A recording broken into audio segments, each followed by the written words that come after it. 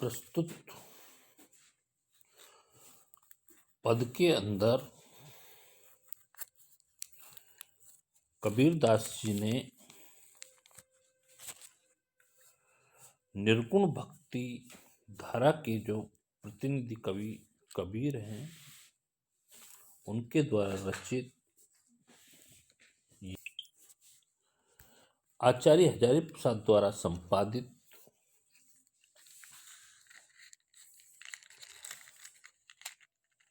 कबीर ग्रंथावली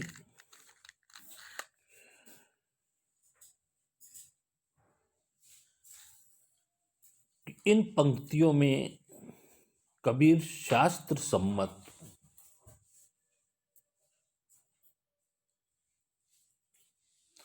सत्य का अनुभव और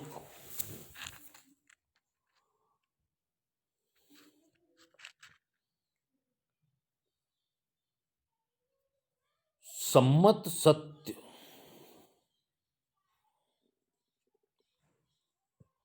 आखन की देवी को समानांतर रखकर देखते हैं और अपना तालमेल इसी अनुभव सांचे में कबीरदास संसार को संबोधित करते हुए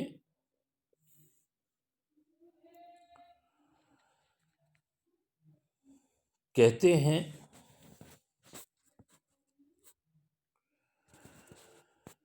मेरा और तुम्हारा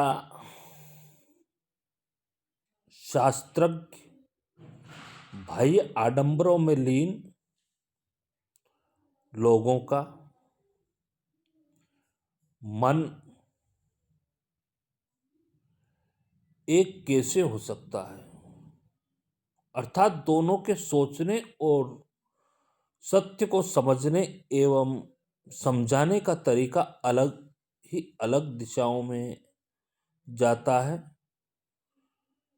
कबीरदास जी कहते हैं कि मैं जो आंखों से देखे हुए अर्थात अनुभव किए हुए सत्य की बात करता हूं, जबकि तुम कागज की लिखी हुई पुस्तकीय ज्ञान की बात मानकर चल रहे हो।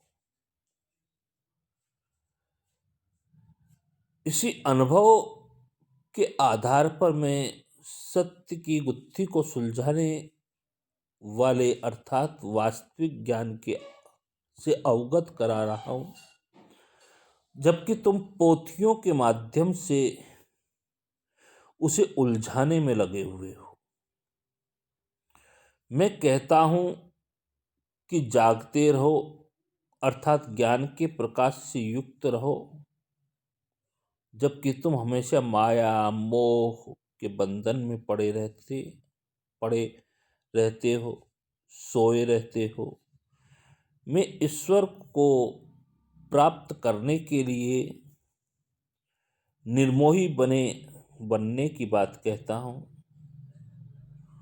जबकि तुम निरंतर उससे आसक्त बने रहते हो। इसका परिणाम यह है, मैं तुम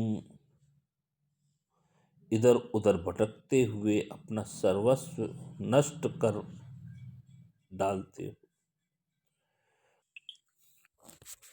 कबीरदास जी कहते हैं कि सतगुरु के ज्ञान की निर्मल धारा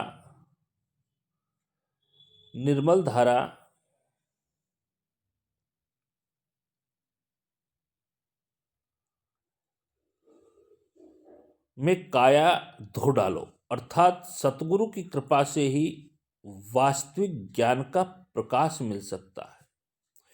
इन पंक्तियों में सतगुरु की कृपा एवं अनुभव जन्य ज्ञान की प्रतिष्ठा की गई है।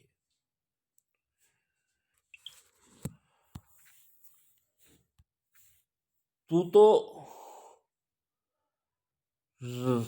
रंडी फिरे बिहंडी के माध्यम से दृष्टिगत होता है कि उत्कृष्ट कलात्मक कौशल से युक्त हाथों में पड़कर वास्तविक सर्जनात्मक अभिव्यंजना से युक्त हो जाता है। अर्थात कबीरदास अपने एक ही पद के अंदर अन्य पद में कहते हैं कि मसी कागज छुयो नहीं, कलम गई नहीं हाथ, कि मैंने कभी कागज के हाथ नहीं लगाया, कभी कलम को नहीं छुआ, फिर भी इतने बड़े साहित्य की रचना हो गई। तो इसका तात्पर्य यह है कि उन्होंने आंखों देखी साक्षात्कार को अपने मुंह से कहा।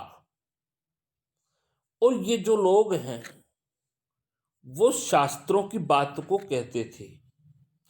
इसी बात पर कबीर का और अन्य लोगों का विवाद था कि लोग ये कहते, कुछ लोग तो शास्त्रों की बात करते और कबीर आंखों से देखी हुई बात को करते थे।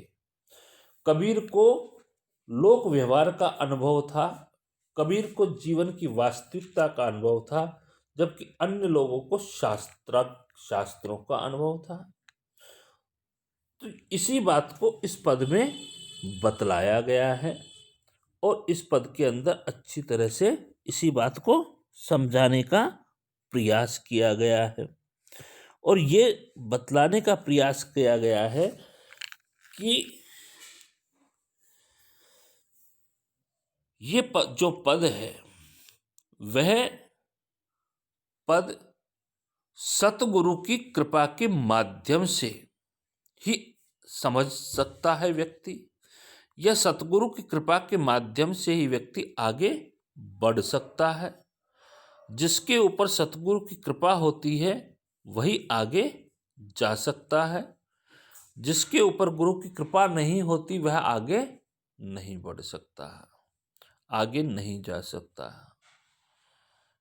समाप्त।